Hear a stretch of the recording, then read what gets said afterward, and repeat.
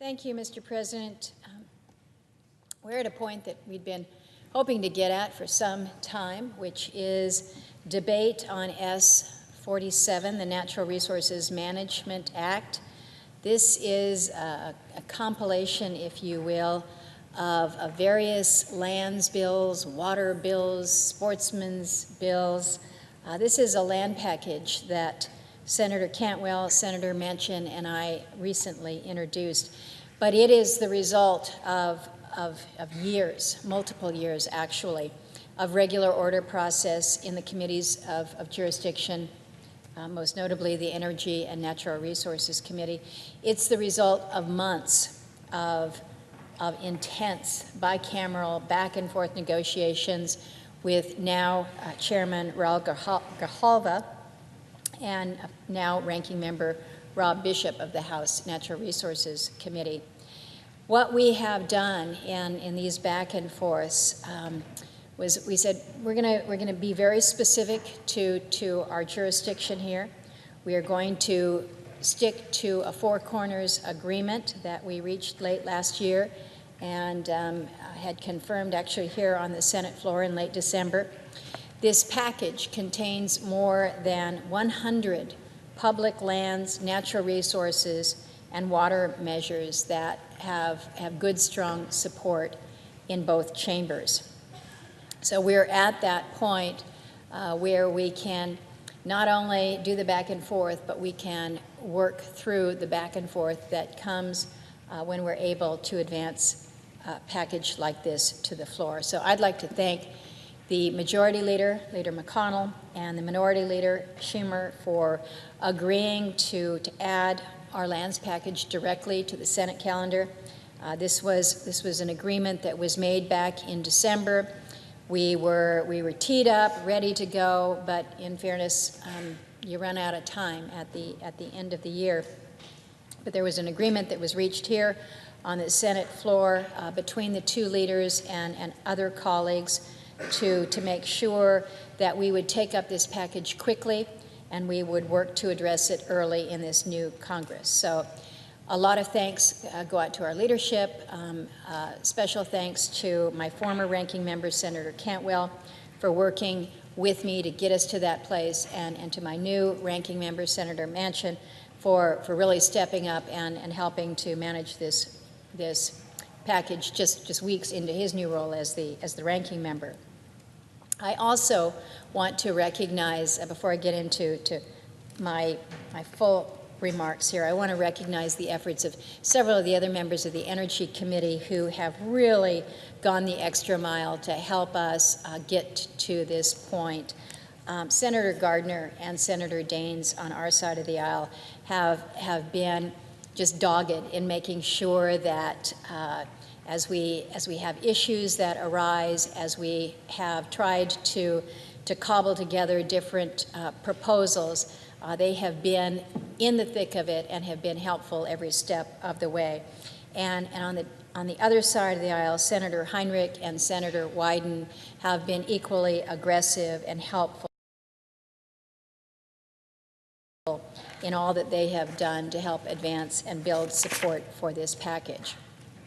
Now, it's probably true, if you were to look through this package, you're not going to see something that stands out with bright lights and flags that says these are sweeping changes in federal policy. Most of the items that we have included are probably considered too parochial, too local, too discrete to merit floor time on a standalone basis. And that's kind of the problem with lands packages generally, in that they don't take up a lot of space when it comes to a Senate calendar, but I can tell you that every one of the provisions in this package matters to a community, matters to a constituency.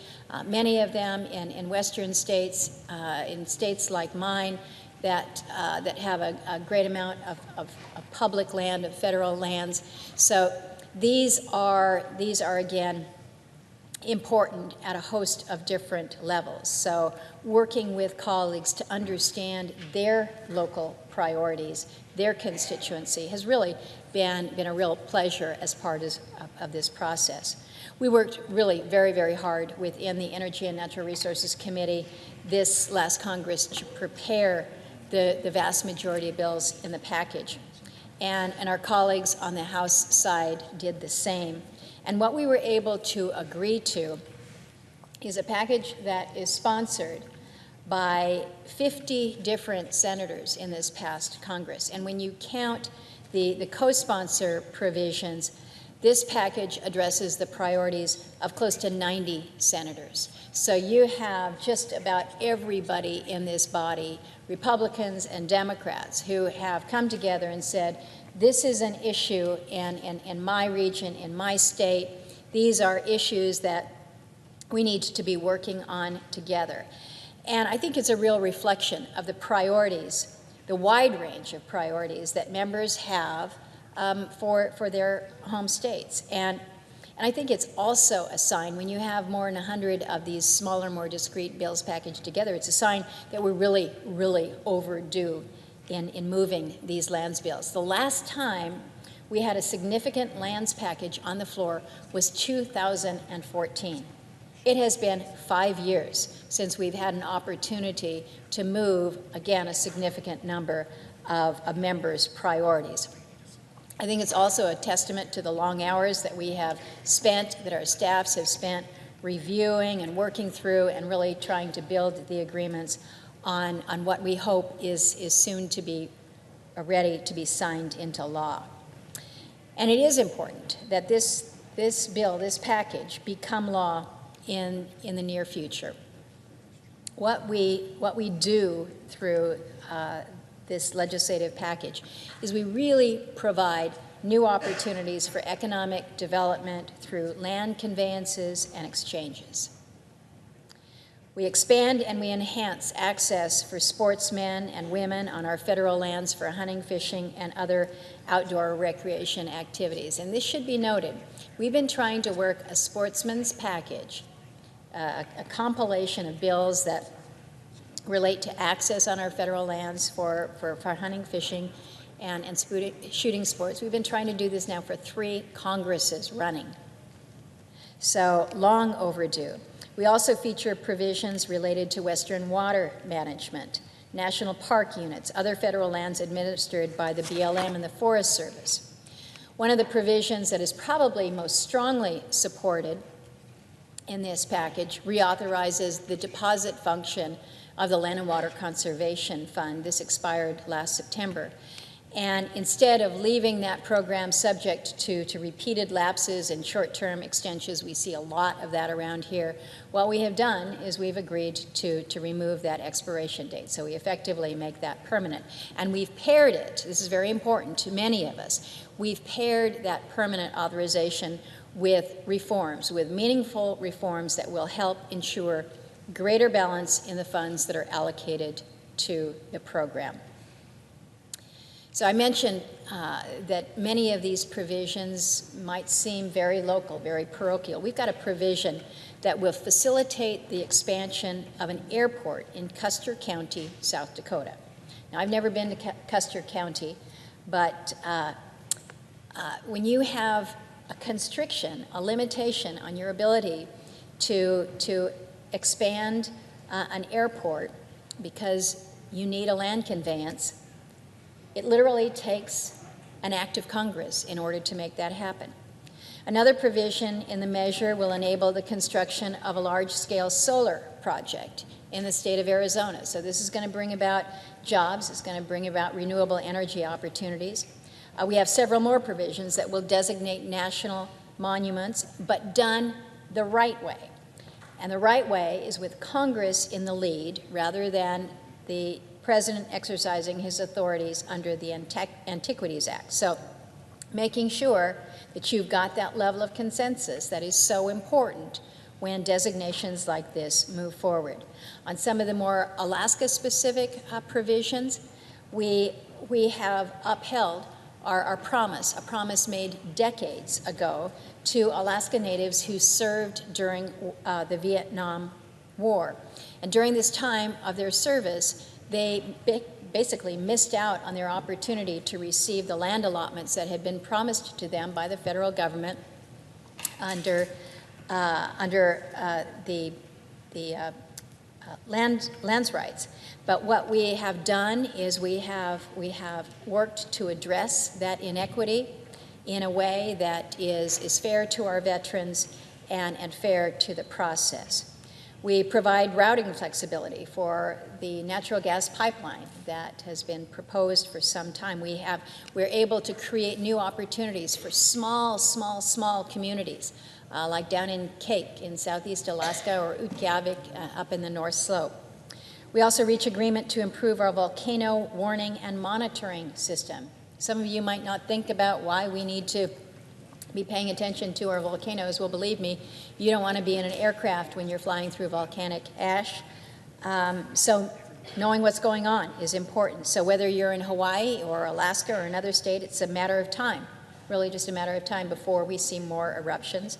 We saw it in Alaska with Mount Cleveland last year, Kilauea in Hawaii, so we're paying attention to that. So these are just a few of the highlights. I'm going to be talking to more of them here on the floor as debate goes on.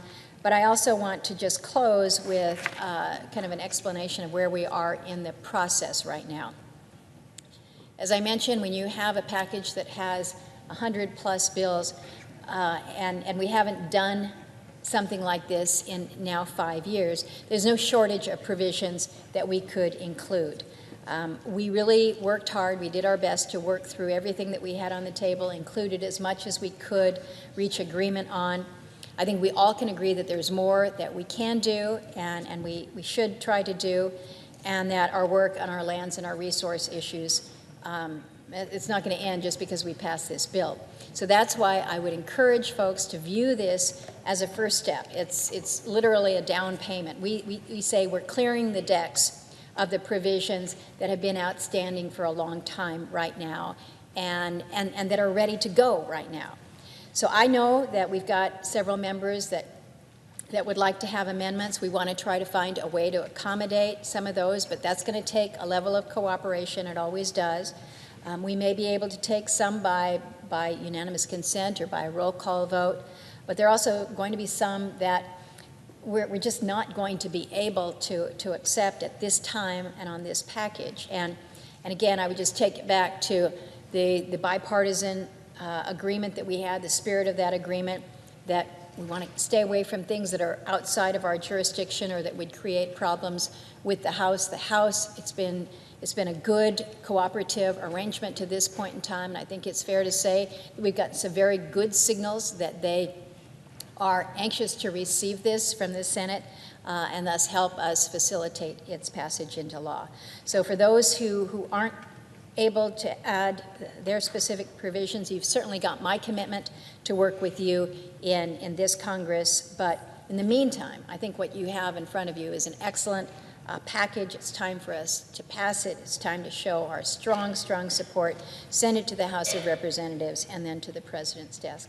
And Madam President, I'm pleased to be able to yield and recognize my friend and new colleague on the Energy Committee, not a new colleague, but certainly my new ranking member, who has been a great person to work with and a real help in all of our efforts.